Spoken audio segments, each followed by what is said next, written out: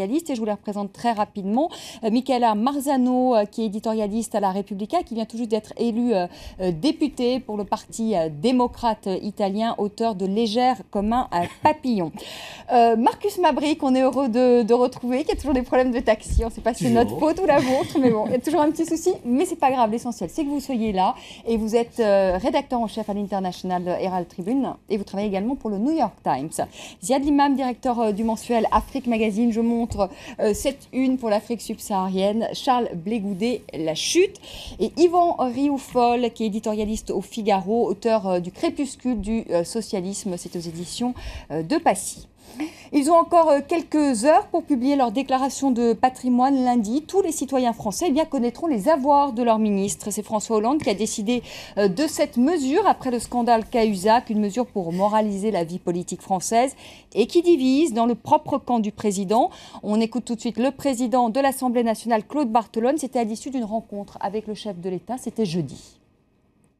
J'ai eu l'occasion de lui faire part aussi de mes réserves en ce qui concerne la déclaration de patrimoine, dans la mesure où je crois que ce n'est pas forcément la bonne solution pour permettre un lien de confiance entre les élus et la population. Et je ne voudrais pas que, dans cette volonté de lutter contre toute dérive, on donne une nouvelle fois le sentiment que les élus sont condamnables a priori. Ce serait une mauvaise chose pour la démocratie. Marcus Mabry, c'est de la transparence ou c'est du voyeurisme qui est demandé? Moi, je dis tous les deux. Enfin, le problème, c'est que c'est vrai, hein, ce qu'il vient de dire. Le risque que déjà il y a une grande séparation entre les élus et les électeurs, c'est vraiment un problème dans toute la démocratie occidentale. Et maintenant, on va rajouter ce problème le voilà, le patrimoine de tous ces élus. Je pense que ça présente vraiment des risques pour les gens, enfin de la jalousie, qui peut vraiment encore élargir cette différence entre le peuple et les élus. Pour moi, je pense que c'est un vrai danger pour la classe politique, mais aussi pour la démocratie. Je pense que tout à fait, c'est vrai. On peut savoir trop. Michaela Marzano, alors vous dites, déjà le terme de transparence, vous l'avez expliqué dans votre papier du Figaro, hein, cette semaine c'était mardi, ça vous gêne parce que vous dites au départ c'est un terme qui est utilisé pour les objets et pas du tout pour les êtres humains. Oui, les termes de transparence, effectivement, je ne l'aime pas trop, surtout parce qu'on ne peut jamais arriver à la transparence. Il y a toujours quelque chose d'opaque qui reste, et heureusement, parce que c'est exactement ça qui va nous permettre de pouvoir nous soutenir. Si tout était ouvert, si on montrait exactement tout, il y aurait un risque aussi d'effondrement. Alors, cela dit, je ne crois pas que cette mesure-là et quelque chose à voir avec la transparence telle qu'on l'entend. C'est juste une tentative de répondre à une très grande colère, qui est la colère que les Français ont aujourd'hui, parce que la classe politique a eu tendance à mentir, parce que les responsables politiques ont caché des choses qui sont censées ne pas cacher, parce qu'elles ne concernent pas que leur vie politique, mais aussi leur façon de pouvoir ménager, de pouvoir maîtriser les pouvoirs.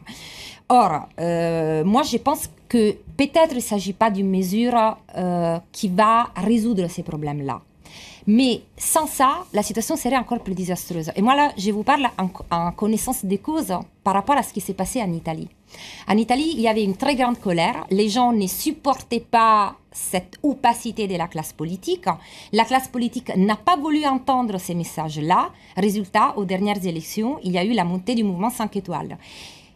Avec les slogans « tous pourris », c'est-à-dire vous devez tous partir, on doit réduire à zéro la classe politique actuelle. Or, je pense qu'aujourd'hui en France, nous sommes face à une situation semblable, c'est-à-dire il y a un très grand mécontentement, ce qui va pouvoir faire monter les populismes. Et les alors, étonnamment, il y a eu des sondages, notamment le dernier sondage dans Le Point, qui dit finalement que ça ne profite pas aux partis d'extrême, mais au MoDem de François Bayrou.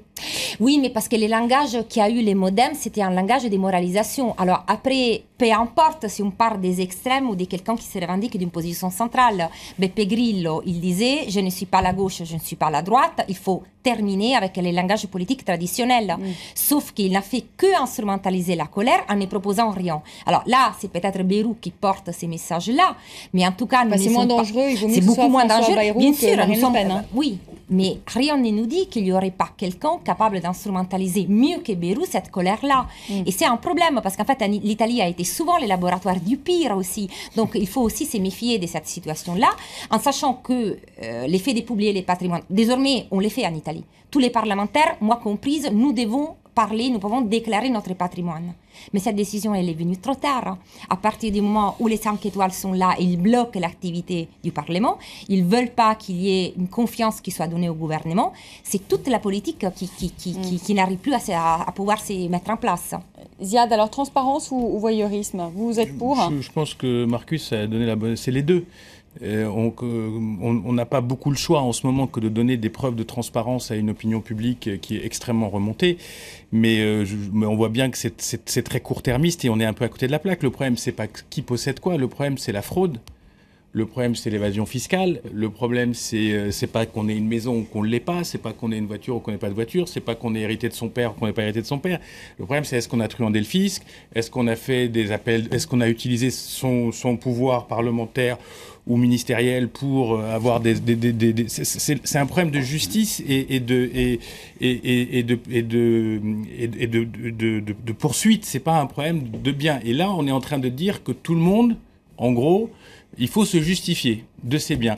Et puis ça s'arrête tout, parce que là on dit les ministres, mais pourquoi, je sais pas, les 465 parlementaires, pourquoi pas les 36 000 maires de France qui ont un petit pouvoir chacun, y compris dans leur commune, de donner un permis de construire ou pas de donner un permis, pourquoi pas les conseils généraux et les conseils régionaux qui ont des